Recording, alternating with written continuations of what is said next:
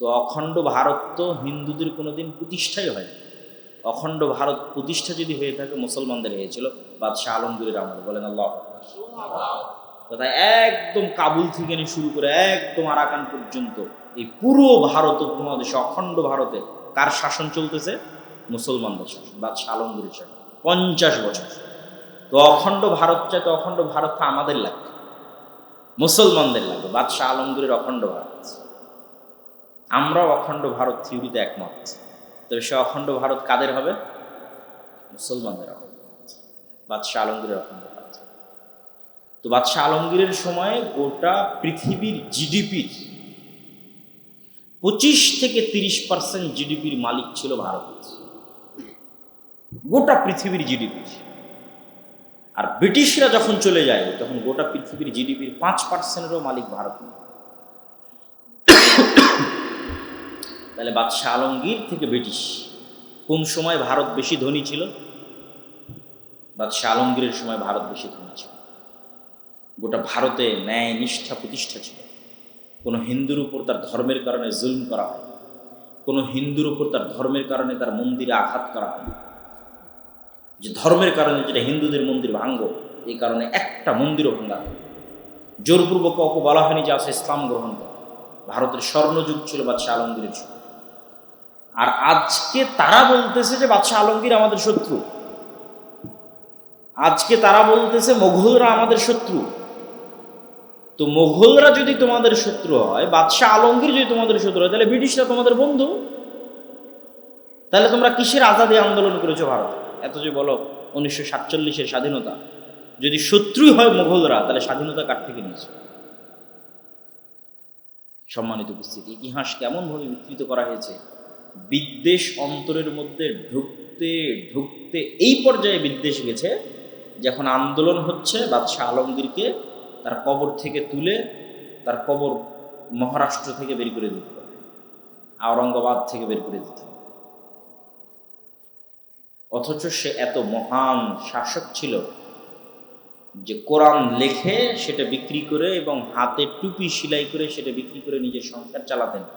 একদিনের জন্য 1 টাকাও ভারতের কোষাগার থেকে গ্রহণ করেনি বাদশাহ আলমগীর।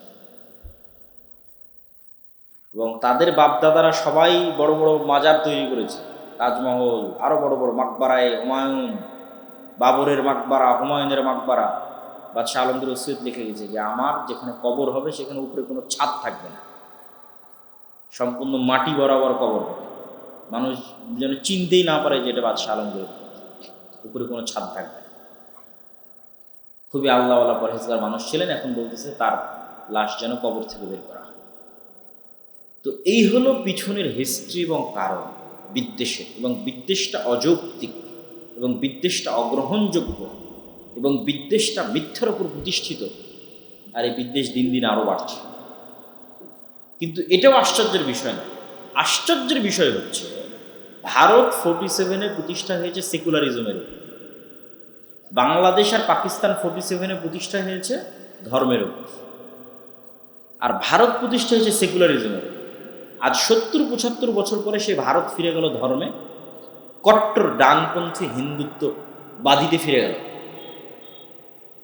আর ভারত, এই পাকিস্তান আর বাংলাদেশ ফিরে গেল এটা দেখাতে যে আমরা কত বড় সেকুলার। দেখো, আমাদের চেয়ে বড় সেকুলার আর দুনিয়াতে কেউ নাই। আর সেকুলার দেখানোর পাল্লা পাকিস্তান আর বাংলাদেশ এবং এরকম দেশের এত বেশি হলো, আর ভারত এত কট্টর হওয়ার পরও ভারতের মাটিতে বিদেশের গোয়েন্দা এসে বলে যে বাংলাদেশের সংখ্যালঘুদের নিরাপত্তা দিতে হবে। বাংলাদেশে কোনো ঘটনাই ঘটেনি সংখ্যালঘু। আমরা জানি না যে বাংলাদেশের ইতিহাসে কোনো মুসলমান কোনো মন্দিরকে ভেঙে সেখানে মসজিদ তৈরি করেছে।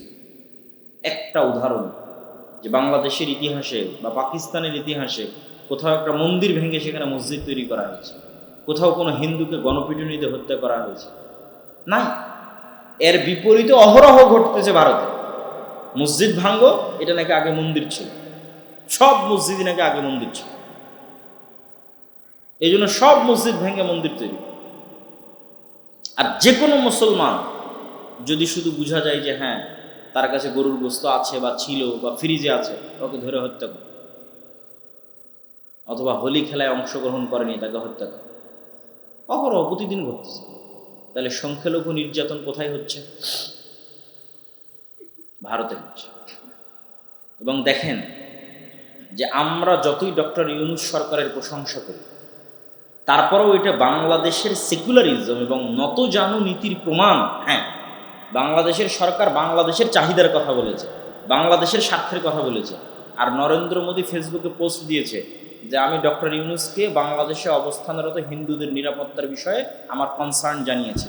তো ডক্টর ইউনূস কি জানাতে পারতো না যে আপনার দেশে বসবাসরত মুসলমানদের নিরাপত্তা নিয়ে আমরা উদ্বিগ্ন? পারতো না? পারতো। কিন্তু এটাই হচ্ছে আমাদের অবস্থানের জায়গা, যে তারা তাদের ধর্ম ভুল হওয়ার পরও, ভ্রান্ত হওয়ার পরও, বাতিল হওয়ার পরও তার ধর্মে সে কট্টর।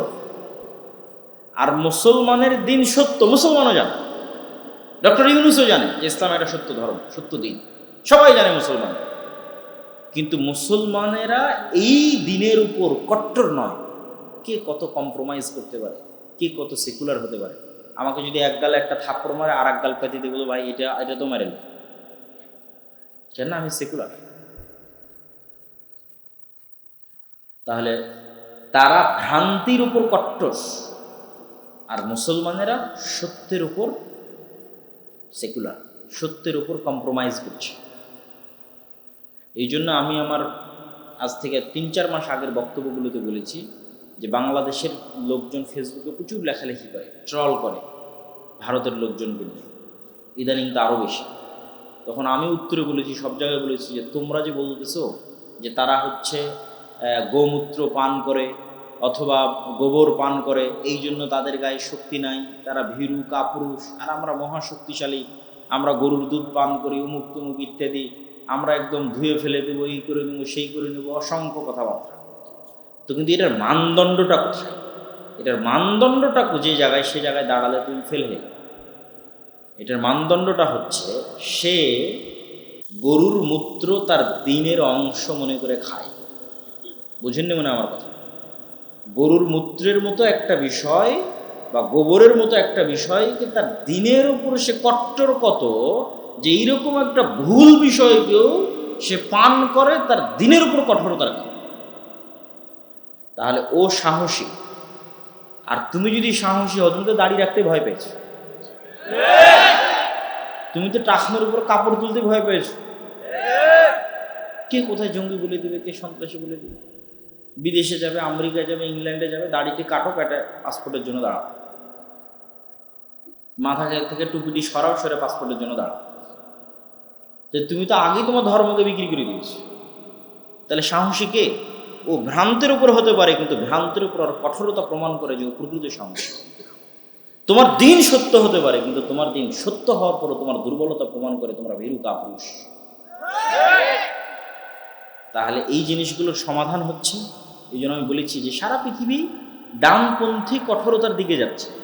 একমাত্র মুসলমানেরাই পাগল যে তারা সবসময় সেকুলারিজমের কথা বলতেছে। ডানপন্থী কঠোরতা বলতে ইসরায়েল ডানপন্থী কট্টর, মানে নিজ ধর্মে কট্টর। ভারত ডানপন্থী কট্টর, ধর্মের নামে ক্ষমতায় গেছে, ব্রাহ্মণ্যবাদী। এরা যদি ধর্মের নামে ক্ষমতায় গিয়ে সন্ত্রাসী না হয়, তো মুসলমান ধর্মের নামে ক্ষমতায় গিয়ে কেন সন্ত্রাসী হয়? কোন যুক্তিতে? আমেরিকাও ডানপন্থার দিকে আগাচ্ছে। আমেরিকার মাটিতে পরিবার বিরোধী যত আইন ছিল সব বাতিল করে দিচ্ছে ট্রাম্প। বাইবেল স্কুলগুলোতে অধ্যয়ন চালু করতেছে। এটা একদিক থেকে ভালো, কিন্তু আমি যেটা নিতে বলতেছি সেটা হচ্ছে যে তাই কট্টর ডানপন্থী ধর্মের দিকে আগাচ্ছে। আর আমরা একমাত্র মুসলমান, কত ধর্ম থেকে দূরে থাকা যায়। তাহলে আমার দাবির সাথে না আল্লাহ একমত হবে, না আমার দাবির সাথে পৃথিবী একমত হবে। 2 নম্বর যে বিষয় এখানে উল্লেখ করা আছে, ফিলিস্তিন। ফিলিস্তিনকে আমরা ফিলিস্তিন বলছি, কিন্তু কোরআন এবং হাদিসে সেটাকে বলা হয়েছে শাম, মানে সিরিয়া।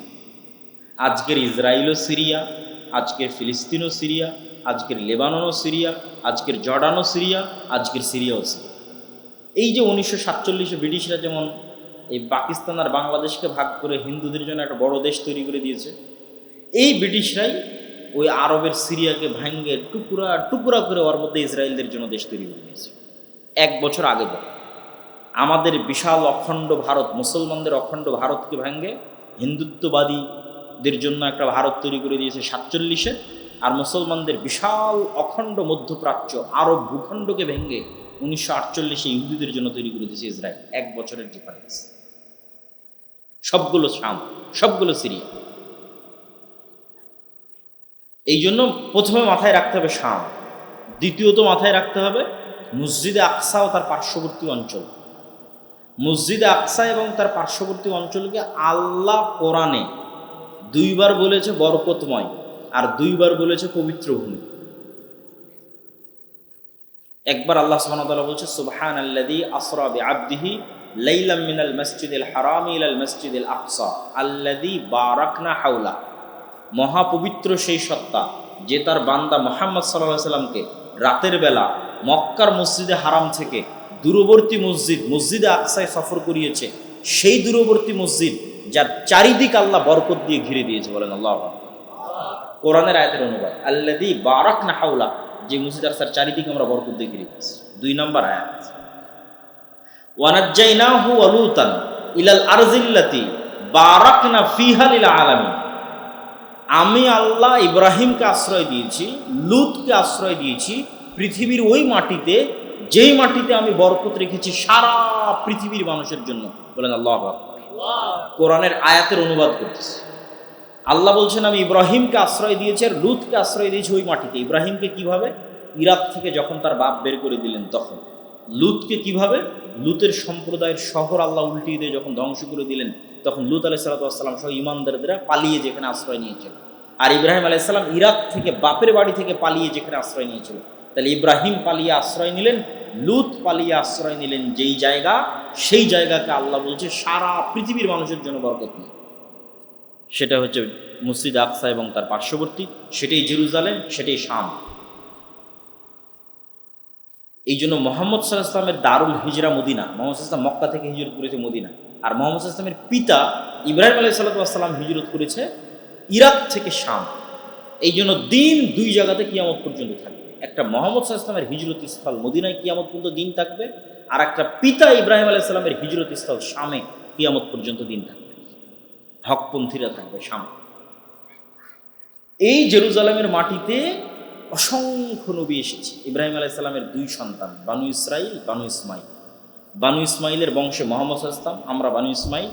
আর বানু ইসরাইলের বংশে একদম ইব্রাহিম আলাইহিস সালাম থেকে শুরু করে ইসহাক, ইয়াকুব, ইউসুফ, মুসা, ঈসা, হারুন, দাউদ, সুলাইমান, জাকারিয়া, অসংখ্য নবী, যার বেশিরভাগ নবী জেরুজালেম এবং তার আশেপাশে, মসজিদ আকসা এবং তার আশেপাশে। যেমন 2-4টা নবীর কথা তো আপনারা খুব ভালো করেই জানেন। দাউদ আর সুলাইমান আলাইহিস সালাম সারা পৃথিবীতে যে রাজত্ব প্রতিষ্ঠা করেছিল, ওই রাজত্বের হেডকোয়ার্টার রাজধানী ছিল মসজিদ আকসা, জেরুজালেম। আর আরেকটা খুব ভালো করেই জানেন যে মারিয়াম আলাইহিস সালামের মা, ওয়াইজ ক্বালাত ইমরাতু ইমরান রাব্বি ইন্নী নাযারতু লাকা মা ফি বাতনি মুহাররারান ফাতাকাব্বাল মিন্নি। আল্লাহ আমার পেটে সন্তান, ইমরানের স্ত্রী বলছে, সন্তানকে তোমার রাস্তায় ওয়াকফ করে দিয়েছে। ফালাম্মা ওয়াদাআতহা ক্বালাত রাব্বি ইন্নী ওয়াদাতুহা উনসা ওয়াল্লাহু আ'লামু বিমা ওয়াদাআত। যখন সন্তান প্রসব হলো বলছে আল্লাহ তো মেয়ে সন্তান হয়েছে। আল্লাহ বলছে আরে আমি তো আগে থেকেই জানি মেয়ে সন্তান হবে। ওয়ালাইসা যাকারু কাল উনসা, সব মেয়ে সব ছেলের মতো নয়, সব ছেলে সব মেয়ের মতো নয়। সে মেয়ের নাম মারিয়াম। তিনি যেই মসজিদের খেদমত করতেন সেই মসজিদের নাম মসজিদ আকসা। যেই মসজিদের মেহরাবের বর্ণনা আল্লাহ বলছে যে কুল্লামা দাখালা আলাইহা জাকারিয়াল মেহরাব ওয়াজাদা ইনদাহা রিজকা। যখনই জাকারিয়া মেহরাবে প্রবেশ করত মারিয়ামের দেখতো অসময়ের ফল। ক্বালা ইয়া মারিয়াম আন্না লাকা হাযা ক্বালাত হিয়া মিন ইনদিল্লাহ। জাকারিয়া বলে মারিয়াম এই অসময়ের ফল কোথায় থেকে আসে? মারিয়াম বলে আল্লাহর পক্ষ থেকে আসে। ইন্নাল্লাহ ইয়ারযুকু মান ইয়াশা বিগাইরি হিসাব। আল্লাহ যাকে ইচ্ছা তাকে বেহিসাব রিজিক দান করতে পারে। তাহলে 1 নাম্বার কি ধারাবাহিকভাবে যে মারিয়াম এই মসজিদের খাদেম। 2 নাম্বার কি আজকের পৃথিবীতে যেই ধর্মের অনুসারী সবচেয়ে বেশি, কাগজে কলমে, বাস্তবে না, বাস্তবে একজনও খ্রিস্টান, কাগজে কলমে নামকাও আসতে খ্রিস্টানের সংখ্যা বর্তমান পৃথিবীতে সবচেয়ে বেশি, মুসলমানদের চেয়ে বেশি। তাহলে খ্রিস্টান ধর্মের যিনি নবী ঈসা আলাইহিস সালাম তথা মারিয়ামের সন্তান, তার জন্মই জেরুজালেম। মসজিদ আকসা থেকে দূরবর্তী অঞ্চলে উনি তার সন্তানকে প্রসব দিয়ে যখন সন্তানকে কোলে নিয়ে লোকালয়ে ফিরে আসছেন, আল্লাহ কোরআনে বলছে মা কানা আবুকা ইমরা আসাউইন ওমা কানাত উম্মুকে বাগিয়া, মারিয়াম তোমার বাপ তো খারাপ মানুষ ছিল না, তোমার মা তো ব্যভিচারী ছিল না, তুমি তো অবিবাহিতা, মেয়ে সন্তান কোথায় থেকে আসলো? ফাশারাত ইলাই, মারিয়াম বাচ্চার দিকে ইশারা করে বলছে, আল্লাহ শিখিয়ে দিয়েছে কথা বলবা না, মুখ বন্ধ রাখবা, ইশারা করবা বাচ্চার দিকে। বাচ্চার দিকে ইশারা করছে, তখন ওরা বলছে কাইফানা তাকাল্লামু মান কানা ফিল মাহদি সাবিয়্যা, তুমি কি মজাক করো নাকি? ওই বাচ্চার সাথে কিভাবে কথা বলবো, যেই বাচ্চা এখন মায়ের কোলে আছে, দুধ পান করতেছে, এই বাচ্চা তো কথা বলতে পারবে না। তখন ঈসা আলাইহিস সালাম মায়ের কোল থেকে বলে উঠছে, ইন্নী আব্দুল্লাহ আতানিয়াল কিতাব ওয়া জাআলানি নাবিয়্যা, আমি আল্লাহর বান্দা, আল্লাহ বাওসানি বিস সালাতি ওয়াজ যাকাতি মা দুমতু হাইয়া, আর আল্লাহ আমাকে আদেশ দিয়েছে যতদিন বেঁচে থাকবো ততদিন যেন সালাত আর যাকাত বাদ না যায়। আল্লাহু আকবার। মায়ের কোলে ছোট্ট বাচ্চা কথা বলতেছে, তখন বলতেছে সালাত যাকাত বাদ দেওয়া যাবে। প্রথম কথার মধ্যেই আছে যে আল্লাহ আমাকে আদেশ দিয়েছে যে সালাত আর যাকাত যেন বাদ না যায়। তাহলে এই জেরুজালেমের সাথে নবীদের ইতিহাস জড়িত। এবং এখানে আরেকটা সূক্ষ্ম জিনিস আপনাদের মনে রাখতে হবে, ইউরোপ এবং আমেরিকার মানুষেরা চামড়ার অহংকার করে, যে আমাদের চামড়া সাদা চামড়া, আফ্রিকান নিগ্রোরা তো একদম কালো, এই জন্য ওদেরকে গোলাম বানিয়ে রাখে, আর এশিয়ারা যেহেতু শ্যামা সাদা অথবা শ্যামা মেটে, এদেরকেও একটু ডিসকোয়ালিফাই মানে ভিন্ন দৃষ্টি দেয়। এই রেসিজমটা আগে অনেক বেশি ছিল, এখন একটু কমেছে, কিন্তু অন্তরের মধ্যে আছে। তো এই জায়গায় দুটো সূক্ষ্ম জিনিস মনে রাখতে হবে। এক, তাদের চামড়া সাদা হলেও, ইউরোপ আমেরিকার মানুষের চামড়া সাদা হলেও, তারা যেই নবীকে নবী হিসেবে মানে ওই নবী ইব্রাহিমের সন্তান, এবং তার গায়ের চামড়া তাদের মতো নয়, কেননা তিনি এশিয়ান। তার গায়ের চামড়া মোহাম্মদ সাল্লাল্লাহু আলাইহি ওয়াসাল্লামের মতো, তার গায়ের চামড়া আমাদের মতো। এক নাম্বার মনে রাখার বিষয়। দুই নাম্বার মনে রাখার বিষয় কি, আজকের ইহুদিরা যদি বলে যে হ্যাঁ আমরা ভাই বোন, ইসহাক, ইয়াকুব, ইউসুফ, তাদের 12 ভাই, তাদের সন্তান, তো ওদেরও গায়ের চামড়া সাদা হবে না, ইউরোপিয়ান আমেরিকানদের গায়ের চামড়ার মতো হবে না। যদি ভাই বোন ওদের সন্তান, তাদের গায়ের চামড়া হবে মুসলমানদের মতো, কেননা এশিয়ানদের মতো, আরবদের মতো, ইউরোপিয়ান আমেরিকানদের মতো। সুতরাং তাদের এই দাবির মধ্যে অবশ্যই কোনো ধোঁকা বা সঠতা আছে। সম্মানিত উপস্থিতি, কি বলছিলাম? ফিলিস্তিন ইস্যু। ফিলিস্তিন ইস্যুতে আগে আমাদের জানতে হবে এই জায়গার গুরুত্বটা কত, এই জায়গার মহত্বটা কত। তাহলে আমরা এই আয়াত, এই ইতিহাস, এগুলোতে বোঝা গেল যে এটা কত মহৎ এবং মহান জায়গা। এবং বর্তমান পৃথিবীর তাহলে তিনটা ধর্মের পবিত্র স্থান হলো এই জায়গাটা। মুসলমানদেরও পবিত্র স্থান, খ্রিস্টানদেরও পবিত্র স্থান, ইহুদিদেরও পবিত্র স্থান। এবং এই জন্য ওমর রাদিয়াল্লাহু তাআলা আনহু যখন জেরুজালেম বিজয় করে, না খ্রিস্টানদের জায়গায় নামাজ পড়েছে, না ইহুদিদের জায়গায় নামাজ পড়েছে। উনিও খুব বুদ্ধিমান ছিলেন, চৌকস ছিলেন। তো এই মহান জায়গা আমাদের হাতছাড়া হয়ে গেল। আমাদের বাপদাদারা যখন হজের সফরে যেত, মক্কাতেও নামাজ পড়তো, মদিনাতেও নামাজ পড়তো, মসজিদে আকসাতেও নামাজ পড়তো। আর আমরা 70-80 বছর থেকে কোনো মুসলমান, বাইরের কোনো মুসলমান মসজিদে আকসায় নামাজ পড়তে যেতে পাই। তাহলে মসজিদে আকসার নামাজ থেকে আল্লাহ আমাদের বঞ্চিত রেখেছে, এটা আমাদের জন্য আযাব। লা তুসাদ্দুর রিহাল ইল্লা সালাসা, পৃথিবীর একমাত্র 3টে জায়গায় ইবাদতের জন্য যাওয়া নেকির কাজ। আর পৃথিবীর কোনো জায়গায় ইবাদতের উদ্দেশ্যে গেলে গুনাহ হবে। ধরেন কেউ যদি মনে করে যে আমি আল্লাহর নবীর কবর জিয়ারত করতে বাংলাদেশ থেকে মদিনা যাব, গুনাহগার হবে।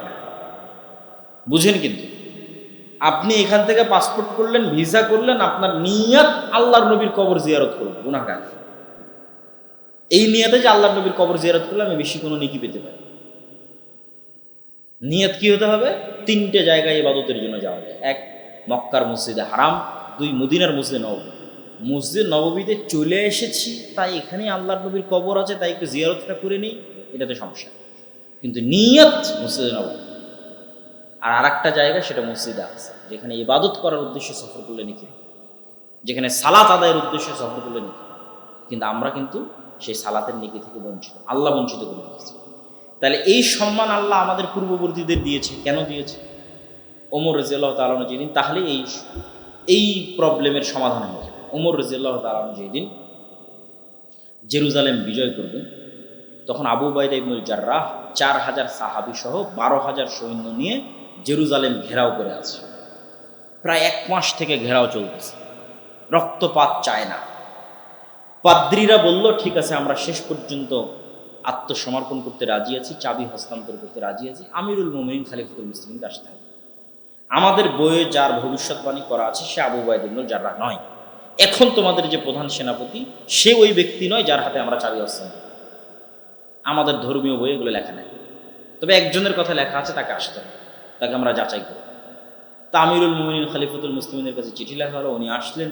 যখন উনি জেরুজালেমে প্রবেশ করছেন তখন উনি উটের রশি ধরে টানছেন, কিন্তু 1200 কিলোমিটারের পথ, মদিনা থেকে রওনা দিয়ে ফিলিস্তিনের জেরুজালেম 1200 কিলোমিটার পথ উটের পথে আসছেন। তো দুইজন মিলে ভাগ করে নিয়েছে চাকরের সাথে। তো যখন ঢুকছেন তখন তার পালিতে তিনি রশি ধরে টানছেন এবং জামা কাপড় জীর্ণ শীর্ণ। তো যেহেতু এই বিজয়টা একটা বড় বিজয়, কেননা রোমান এম্পায়ারের সবচেয়ে বড় তীর্থস্থল বিজয় হচ্ছে, এই জন্য হাজার হাজার পাদ্রী আছে। তা আবু ইবনুল